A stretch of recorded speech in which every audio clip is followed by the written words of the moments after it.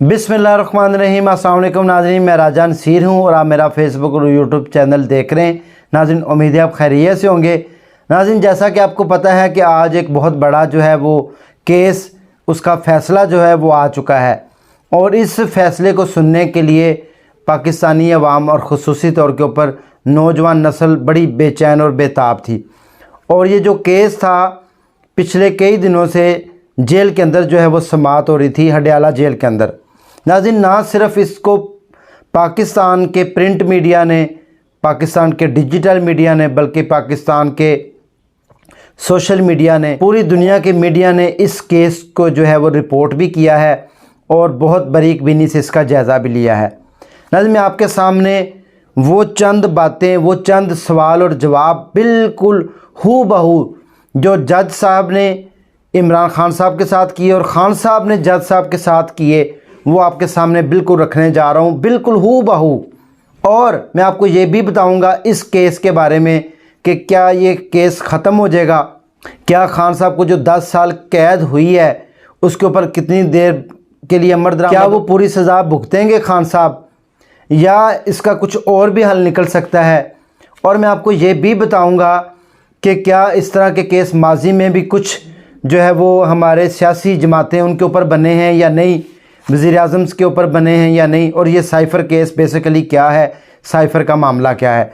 आज की वीडियो में हम ये डिस्कस सारी बातें करेंगे। नाज़रीन, सबसे पहले हम चंद सेकंड के अंदर ये गुफ्तगू कर लेते हैं कि साइफ़र होता क्या है। नाज़रीन, आपको पता हो कुछ ऐसी खुफिया दस्तावेज़ात जो कि मुल्क की सिक्योरिटी के हवाले से होती हैं और सिर्फ़ ये इख्तियार हासिल होता है कि वो सिर्फ़ और सिर्फ वज़ीर-ए-आज़म ही आवाम के सामने रख सकता है। इसके अलावा ना सदर रख सकता है, ना वज़ीर आला, ना उसको कोई पर्सनल सेक्रेटरी, ना कोई और।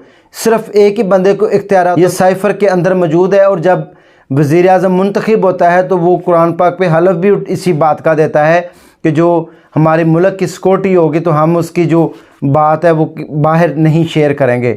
तो नाज़रीन, ये साइफ़र इतना जो है वो अहम होता है इस हवाले से किसी भी मुल्क के लिए कि उसकी जो अंदरूनी बातें होती हैं वो बाहर ना जाएं। लेकिन खान साहब चूँकि वज़ीर-ए-आज़म थे, उनको ये इख्तियारात था, तो उनके ऊपर ये केस बना। तो लिहाजा अगर आप इस बात को समझ लें कि कोई इतनी ख़ास जो है वो इम्पोर्टेंस नहीं थी। इसके अलावा भी मैं आपको ये बताता चलूँ कि कई ऐसी जमातें हमारी गुजर चुकी हैं जिनके ऊपर साइफ़र केस तो ना था। आपको याद होगा कि एक दफ़ा जो है वो नवाज़ शरीफ साहब हमारे मुल्क में जब वापस आ रहे थे तो उनको वहीं से इस्लामाबाद से जहाज़ से उतरने ही नहीं दिया गया था, उनको वापस जो है वो दुबई रवाना कर दिया गया था। आपको बहुत अच्छे तरीके से याद। उससे भी पहले एक बार नवाज़ शरीफ साहब जो है वो जब परवेज़ मुशर्रफ साहब ने मुल्क को अपने अंडर किया था एमरजेंसी हमारे मुल्क में, तो तब जो है वो नवाज़ शरीफ साहब जो है वो इक़्तिदार से उनको हटा के तो है वो जेल के अंदर डाल दिया गया। अलकिस्सा मुख्तसर ये मैं आपको बताता चलूँ शॉर्टली कि ये जो साइफ़र का केस है इस पॉइंट ऑफ व्यू से ज़्यादा जो है वो इसको हाईलाइट किया जा रहा है कि क्योंकि इसके साथ अमेरिकन जो है वो कुछ यहाँ पर आए थे और उनके भी सिक्योरिटी खदशात के हवाले से कुछ बातें थी जो वो लीक हुई, इसीलिए इसको जो है वो ज़्यादा हाईलाइट किया गया है। लेकिन सियासी जमातों के ऊपर पाबंदियाँ लगना, सियासतदानों को सज़ाएँ होना, सियासतदानों के साथ मुकदमात बनना, ये कोई नई बातें नहीं है। ये वही पुरानी बातें जो कि हर एक सियासतदान जितने भी हमारे मुल्क में हैं, चाहे वो किसी भी गैर मुल्क में हैं, चाहे किसी और मुल्क के सियासतदान हैं, सबके साथ ये सारे पहले भी कई बार हुए हैं, उन्होंने सज़ाएँ भी काटी हैं और इसका हल भी निकल आता है।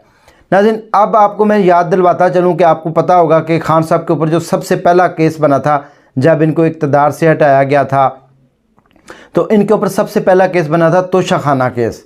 तोशाखाना केस जब इनके ऊपर बना था, और मैं आज आपको ये भी बताना चाहता हूँ कि एज़ ए सहाफ़ी हमारा ये हक़ बनता है, हमारा ये राइट बनता है कि हम आपको सच दिखाएं। हमारी कोई पार्टी नहीं होती, हमारे कोई मफादात नहीं होते, हम किसी के मुखालिफ नहीं होते, हमारी किसी के साथ दुश्मनी नहीं।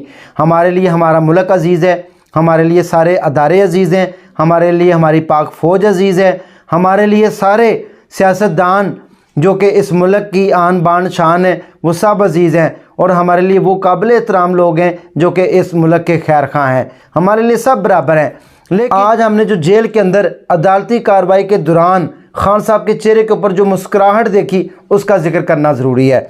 तो नाज़रीन, ये बातें तो आपको सारी अब समझ आ गई होगी। उसके बाद जो नए चेयरमैन हैं पीटीआई के, बैरिस्टर गौहर साहब, उन्होंने कहा है कि हम इसको अभी हाई कोर्ट में भी चैलेंज कर सकते हैं, हमारे पास ऑप्शन मौजूद है, क्योंकि ये स्पेशल अदालत थी। उसके बाद हम इसको सुप्रीम कोर्ट में भी चैलेंज कर सकते हैं, तो लिहाजा डरे ना।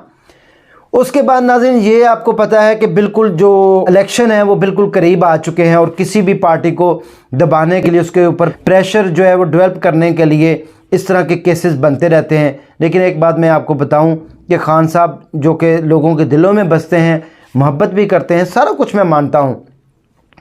अगर खान साहब गलत हैं, उनसे अगर कोई गलती हुई है तो उसकी उनको कोई ना कोई कहीं ना कहीं सज़ा मिल रही है।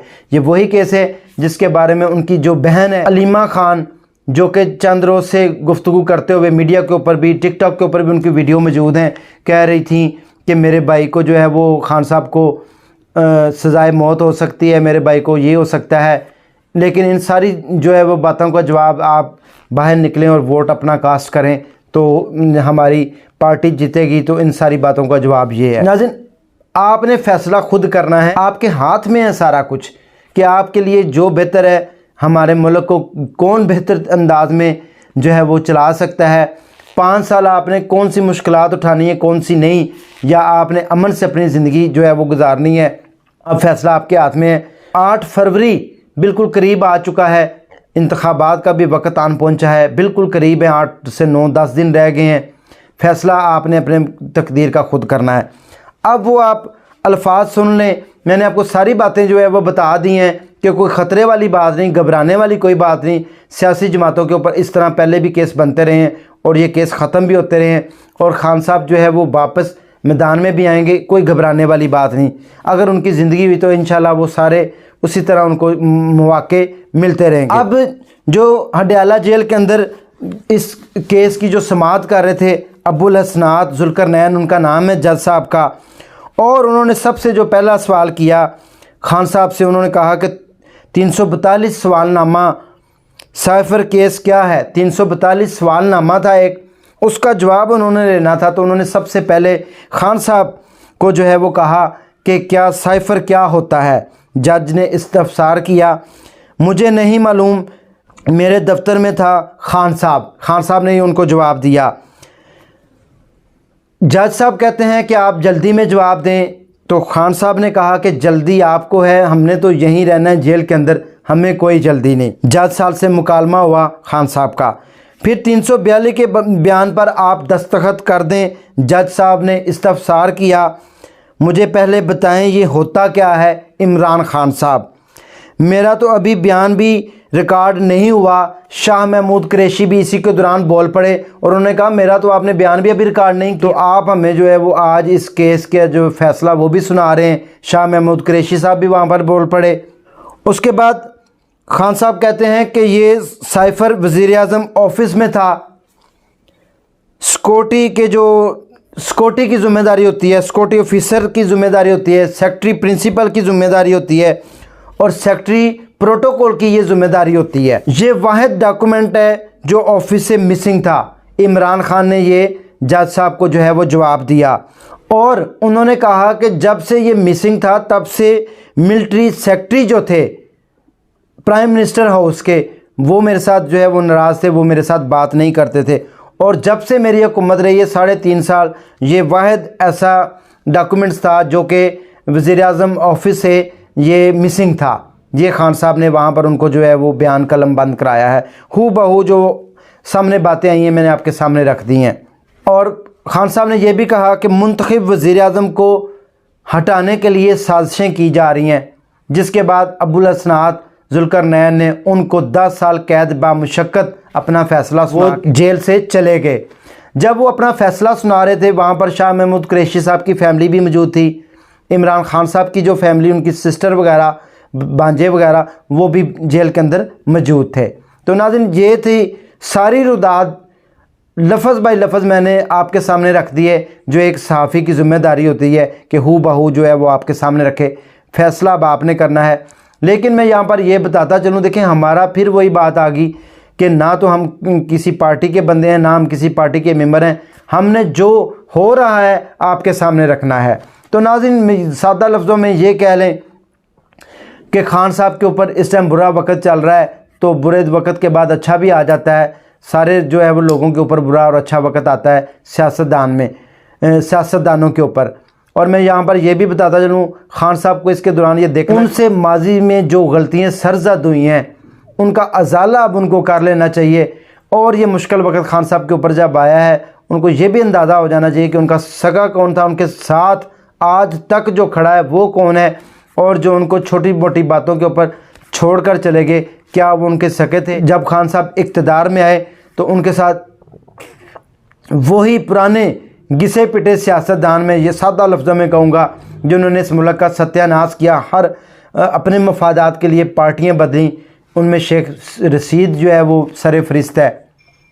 खान साहब उनको ना अपने साथ बिठाते, उन नौजवान क़यादत को लेकर आते, समझदार लोगों को साथ लेकर आते, नए चेहरे जो खिदमत गुजार होते उनको लेकर आते, तो आज शायद खान साहब के ऊपर इतना बुरा वक्त ना आता। दीजिए इसी के साथ अपने मेज़बान राजा नसीर को इजाज़त, दुआ में याद रखें। अगले सेगमेंट में दोबारा मिलेंगे।